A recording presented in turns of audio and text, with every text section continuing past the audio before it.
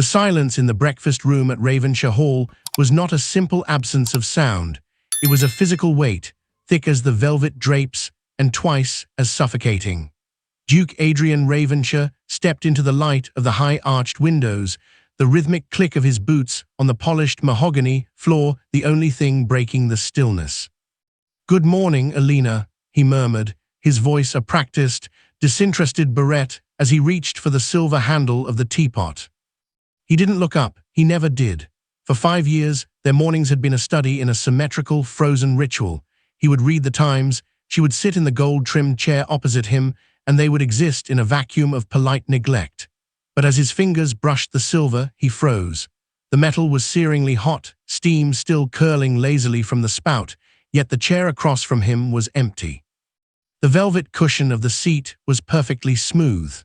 There was no lingering indentation of a silk gown, no discarded embroidery hoop, not even the faint scent of her rosewater perfume. Adrian's hand began to tremble, a microscopic betrayal of his composure. He finally lifted his gaze, his eyes sweeping over the witness wall, a line of 8 servants standing in a row against the far wall. They stood with their chins high and their eyes fixed on the middle distance, their expressions stoic and impenetrable. They looked less like staff and more like a jury. "Where is the Duchess?" Adrian asked, his voice cracking like thin ice. None of them moved. The head butler didn't even blink. Adrian turned back to the table, his breath hitching. In the exact center of the white silk tablecloth, where Elena's plate should have been, sat 3 items arranged with a haunting, mathematical precision. The first was her wedding ring, the heavy Ravenshire diamond, discarded like a common pebble. Beside it lay a massive iron key, its surface crusted with a strange, ochre-red dust that looked like dried blood or ancient earth. But it was the third item that drew his soul forward, a linen napkin, folded with expert care into the shape of a small, fragile paper boat. Adrian reached out, his gloved fingers hovering over the ring before dropping to grip the backrest of the empty chair. The gold leaf dug into his palm. He felt a sudden, sickening logic gap open beneath his feet. The breakfast was hot. The tea was fresh. The world of Ravenshire Hall was functioning with its usual clockwork perfection. But the clock had stopped for Elena. He stared at the paper boat, realizing with a jolt of hollow shock that it was pointing directly toward the east wing, a part of the estate he hadn't visited in years. The silence of the servants grew louder, a deafening roar of judgment that told him one terrifying truth. He hadn't just ignored his wife. He had accidentally granted her the invisibility she needed to disappear forever. The iron key felt unnaturally heavy in Adrian's palm, the jagged teeth of the bit biting into his skin through his silk glove. He ignored the breakfast that was rapidly cooling behind him, the steam from the kidneys now nothing more than a memory. The red, ochre-like dust on the key's shaft stained his white fingertips, a smudge of earth in a world of polished marble. He followed the direction of the paper boat, his heart drumming a frantic, uneven rhythm against his ribs as he crossed into the east wing.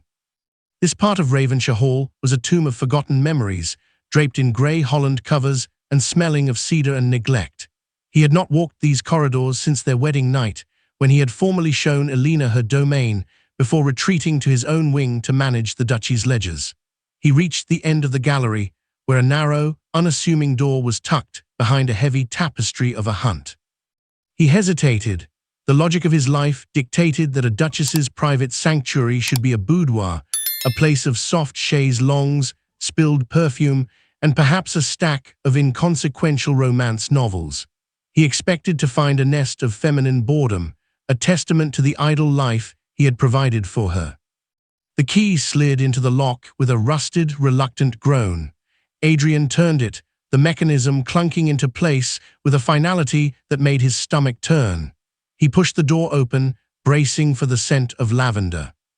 Instead, he was met with the sharp, acidic tang of fresh ink and the dry aroma of aged parchment. Adrian stood frozen in the doorway. This was not a boudoir, it was a command center.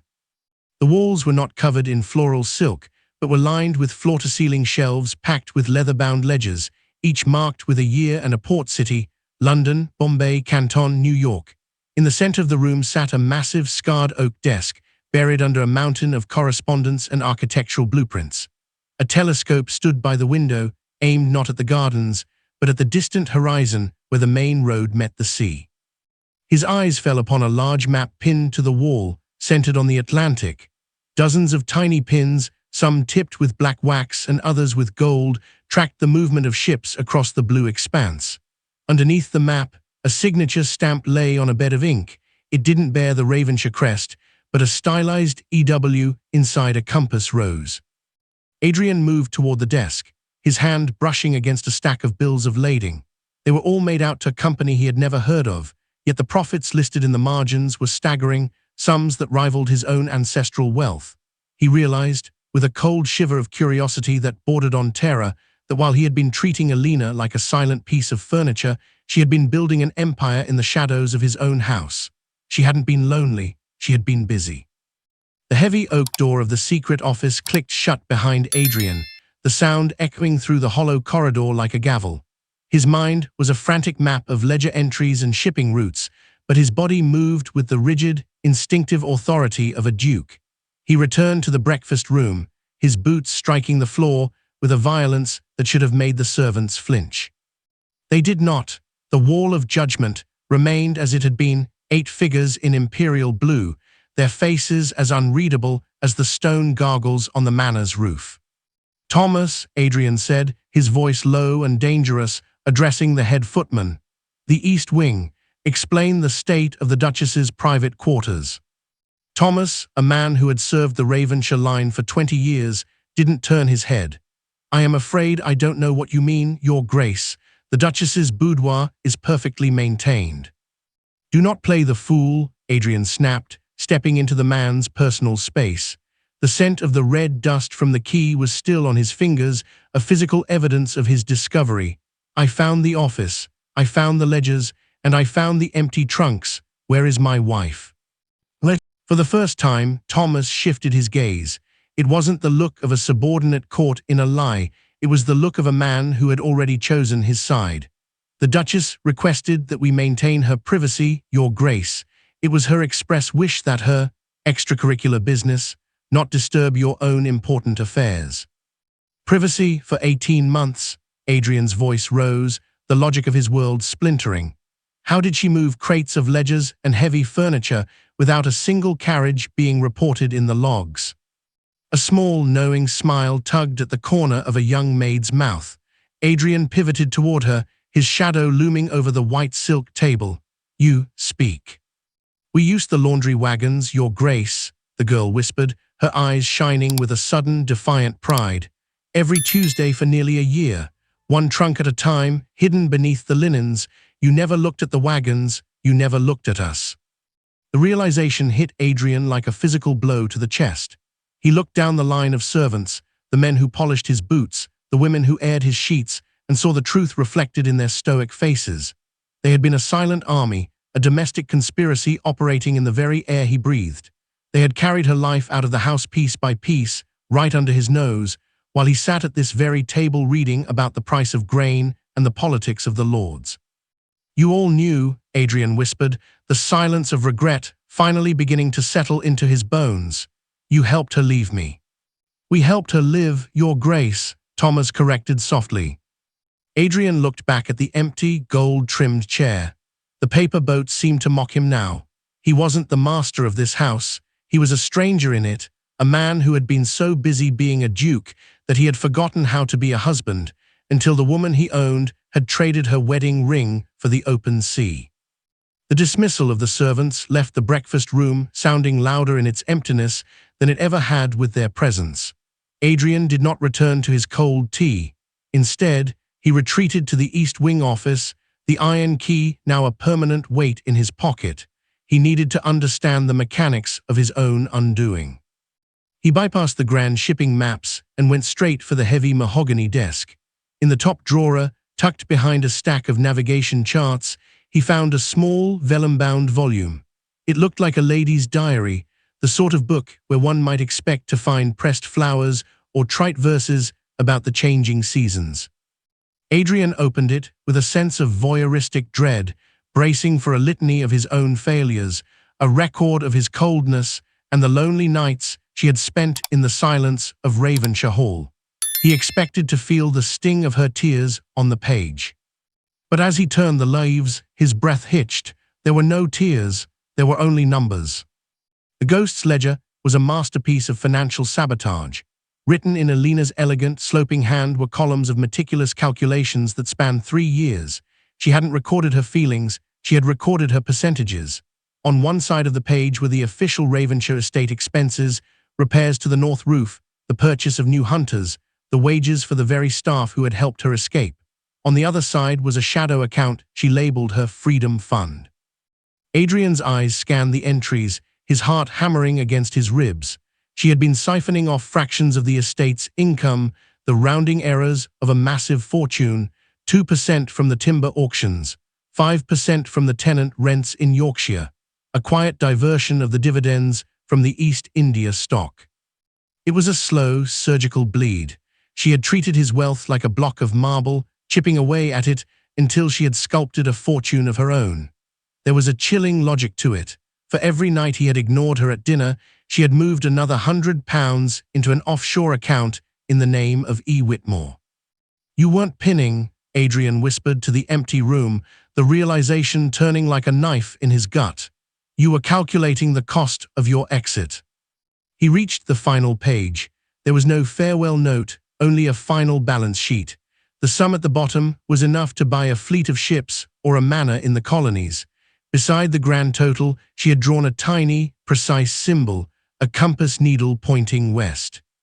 The tension in Adrian's chest tightened into a cold knot of respect and terror.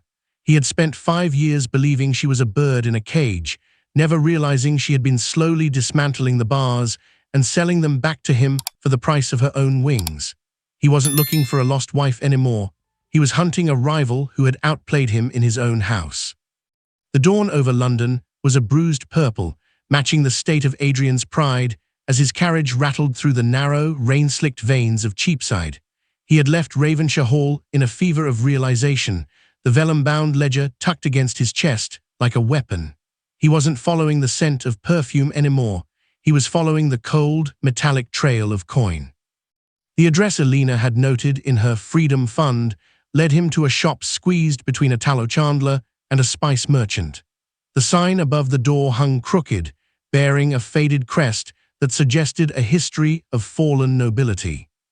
Adrian didn't knock. He shouldered his way inside, the bell above the door chiming with a shrill, accusing ring. The air was thick with the smell of old felt and metal polish. Behind a counter of scarred glass stood a man with eyes like polished flint, his fingers stained dark with the acids used to test the purity of gold. "I am the Duke of Ravenshire," Adrian said, his voice a low, dangerous rumble that filled the cramped space. He slammed a sketch of a necklace, an intricate web of teardrop stones, onto the glass. "You bought these 6 months ago." The merchant didn't flinch. He adjusted a loop tucked into his eye socket, peering at the sketch. "A duke's vanity is usually private, your grace, but yes, the Ravenshire emeralds, remarkable clarity. I remember the lady well. She didn't haggle, she knew their weight to the grain." Adrian felt a surge of nausea. The emeralds were a wedding gift, an heirloom that had graced the necks of Ravenshire duchesses for 3 centuries. He had draped them around Elena's throat himself, never looking her in the eye as he fastened the clasp.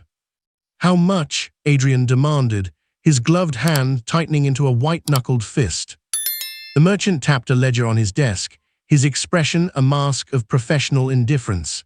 "She didn't want gold, your grace. Not entirely. She wanted a transfer, a bill of exchange drawn on a Dutch merchant bank, specifically earmarked for the purchase of a merchant brig currently docked in Bristol." The room seemed to tilt. Elena hadn't just siphoned his rents or diverted his dividends. She had liquidated the very history of his house to buy her way onto the ocean. The emeralds hadn't been jewelry to her. They were the price of a hull, the cost of a mast, and the wages for a crew. "She sold her heritage for a ship," Adrian whispered, the packing of his heart accelerating into a frantic, jagged beat. "She sold a cage for a key," the merchant corrected, sliding the sketch back across the counter. And if I were you, your grace, I'd check the tides. A woman who sells the Ravenshire emeralds isn't looking to hide in London. She's looking for the horizon. Adrian turned and bolted for the door.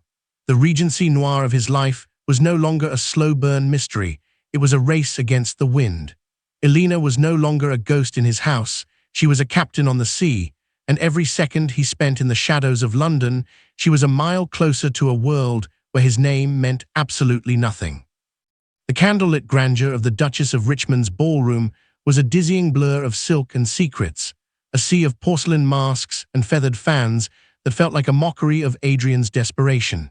He moved through the crowd like a predator, his dark evening cloak swirling around his boots, his eyes scanning every silhouette for the precise, measured grace of the woman he had ignored for 5 years. The music, a frantic, high-pitched violin concerto, grated against his nerves, echoing the jagged rhythm of his own pulse. Then he saw her. Across the expanse of the waxed floor, framed by a massive crystal chandelier, was a woman in a gown of shimmering midnight blue, the exact shade of the Ravenshire livery. She stood with her back to him, her posture regal and unnervingly still amidst the swirling dancers. The sight of her sent a jolt of electricity through Adrian's chest, a mixture of fury and a sudden, aching relief that nearly brought him to his knees. "Elena," he breathed, the name a jagged prayer. He began to shoulder his way through the crowd, disregarding the indignant gasps of counts and countesses. He didn't care about the scandal or the breaches of etiquette. The Regency noir of his life had narrowed down to this single, blue-clad target. She began to move, slipping through the arched doorways leading toward the moonlit conservatory. Adrian quickened his pace, his heart hammering against his ribs like a trapped bird. "Elena, stop," he commanded as he burst into the humid, glass-walled garden. The woman stopped by a fountain, the water's edge reflecting the pale moonlight. She didn't turn. Adrian reached out, his gloved hand trembling as he gripped her shoulder. "I have searched every dock, every merchant's cellar in London. You cannot run from." The woman turned, and the breath died in Adrian's throat. Beneath the silver cat mask was a face he had never seen, a young debutante with wide, terrified eyes and a mouth pulled into a tight line of confusion. She wasn't Elena. She was a decoy, a ghost dressed in his wife's favorite color. I was told to stand here, your grace," the girl stammered, her voice trembling. "A lady in a grey cloak gave me 10 gold sovereigns to wear this gown and wait for the man with the Ravenshire crest on his ring." She held out a small, cream-colored card, the edges crisp and smelling faintly of sea salt. Adrian snatched it from her hand, his vision blurring with a white-hot flash of humiliation. On the card, in that same elegant, sloping hand that had calculated the ruin of his fortune, were 4 simple words. "You're getting warmer, Adrian." He looked up at the glass ceiling, the stars mockingly distant. Elena wasn't at the ball. She was likely watching him from the shadows of the street, gauging his frustration as if he were a specimen in a jar. She wasn't just leaving him, she was colonizing his mind, turning the hunter into the hunted, and proving with every step that he was always exactly where she wanted him to be. The return to Ravenshire Hall felt like an interment. The grand foyer, usually a testament to his lineage, now seemed like a hollow ribcage, stripped of its life and marrow.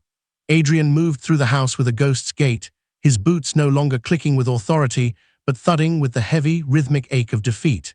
He had chased a blue dress into a conservatory only to be handed a mocking note, and the humiliation had finally cracked the marble facade of his ego. He found himself wandering toward the West Wing, a corridor he had avoided with a coward's precision for years. He stopped before a pair of white-painted doors, the brass handles polished to a brilliant, accusatory shine by the servants who knew every secret he had missed. This was the nursery, the room meant for the heirs he had never bothered to conceptualize, a space he had considered an eventuality rather than a shared dream. He pushed the doors open, expecting the stale air of a tomb. Instead, the room was bathed in the soft, silver light of a waning moon, and the air smelled faintly of fresh cedar and beeswax. It was a masterpiece of silent preparation. The walls were painted with soft, rolling landscapes of the English countryside, and a cradle of dark walnut stood in the center of the room, its blankets folded with a terrifying, mathematical neatness. Adrian stepped inside, his shadow stretching long and distorted across the floorboards. He realized with a sudden, sharp pang that Elena had spent hundreds of hours here, in this room he had never visited, preparing for a future that had never arrived. The logic gap of his life yawned wider. He had seen her as a cold, administrative necessity, never imagining the quiet, desperate hope she had nurtured in the dark. Then he saw it. Sitting in the very center of the empty cradle was a single hand-carved wooden horse. It was small enough to fit in a child's palm, its mane painted a deep, imperial blue. Adrian picked it up, expecting the weight of a toy, but found it surprisingly light. As he turned it over, he saw that the base of the horse had been hollowed out, then sealed again with a wax stamp. It wasn't a gift, it was a remnant. It was the only thing in the entire house that felt unfinished, the only item she hadn't been able to categorize or sell. Adrian slumped against the side of the cradle, the wooden horse clutched in his hand, and for the first time in his life, he saw his own reflection in the dark glass of the nursery window. He didn't see a duke or a master of industry. He saw a man who had built a gilded cage so perfect that even the hope of a family had become a prisoner within it.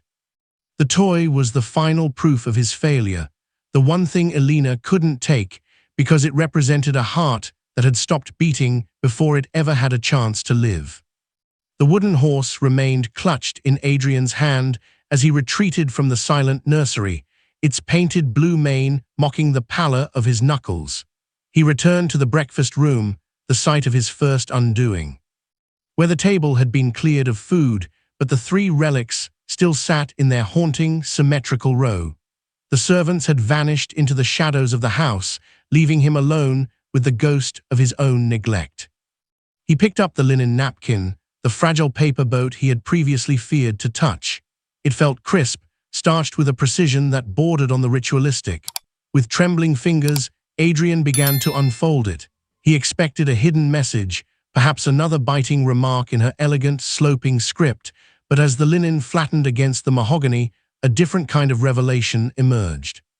The creases were not random. Elena had not merely folded a toy, she had engineered a guide. The sharp, ironed lines of the fabric intersected at precise angles, forming a skeletal grid. When held against the morning light, the weave of the linen revealed faint, charcoal-rubbed markings, latitudes, longitudes, and the unmistakable jagged outline of the Hampshire coastline.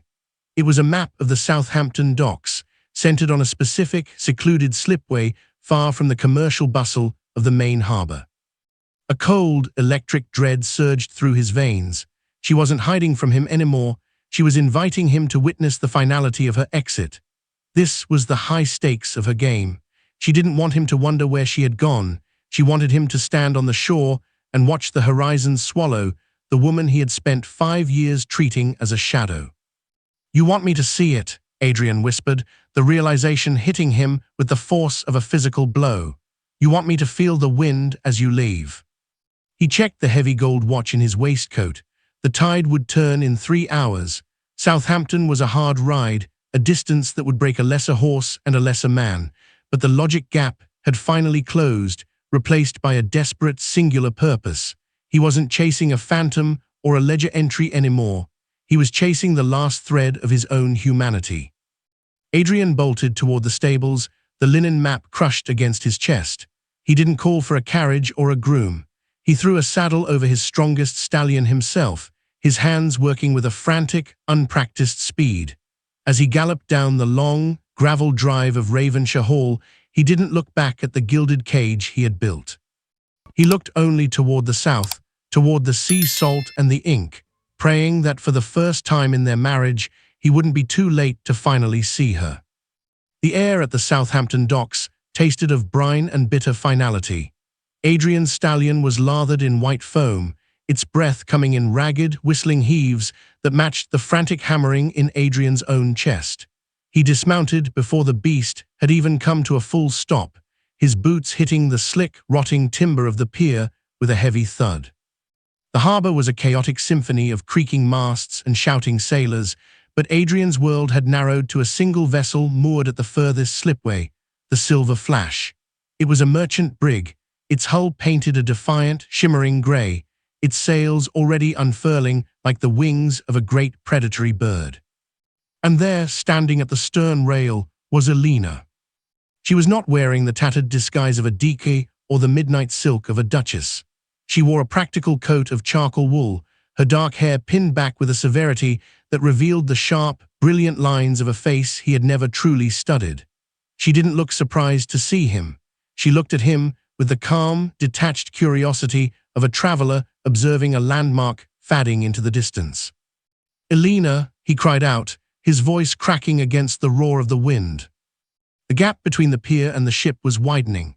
The heavy iron moorings had been cast off, and the dark, churning water of the English Channel began to swell between them.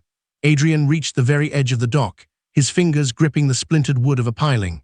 For 5 years, his first instinct would have been a command, an invocation of his title, his rights, and the law. He had rehearsed a dozen orders on the ride south, a dozen ways to tell her she was his property. But as he looked at her, really looked at her, the words died in his throat. He saw the EW compass rose pinned to her lapel and realized he wasn't looking at a runaway wife. He was looking at the architect of a new world, a woman who had outthought him, outmaneuvered him, and outlived the marriage he had let die. "I am not here to stop you," Adrian shouted, the admission stripping away the last of his ducal armor. "I am here to ask if I might have the address." Elena tilted her head, her expression unreadable. "Not to bring you back," he continued, his voice dropping to a raw, desperate plea, "but so I may write to you, not as your duke, but as a man who finally knows who he was married to." The ship caught the tide, the current pulling it toward the open sea. For a long, agonizing moment, Elena remained silent. Then, slowly, she reached into her pocket and pulled out a small, white card, the twin of the one she had left at the masquerade. She didn't throw it, she simply let the wind take it. The card fluttered through the salt spray, dancing over the waves, before landing on the damp wood at Adrian's feet. He dropped to one knee, shielding the paper from the spray.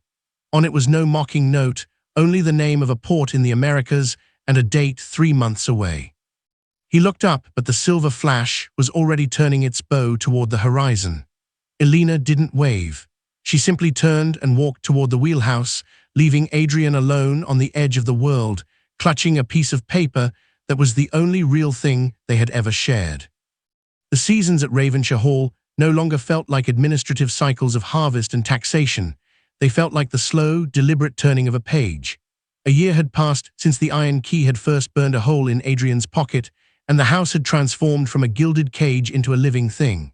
The wall of silence that had once defined the breakfast room was gone, replaced by the soft, human hum of a staff that no longer looked through their master, but at him. Adrian sat at the same mahogany table, but the Times remained folded and unread. Beside his plate, now a simple setting without the imperial pretension of the past, lay a stack of outgoing correspondence. He had spent the last 12 months dismantling the cold machinery of his ego. He had visited the tenant farms not to collect, but to listen.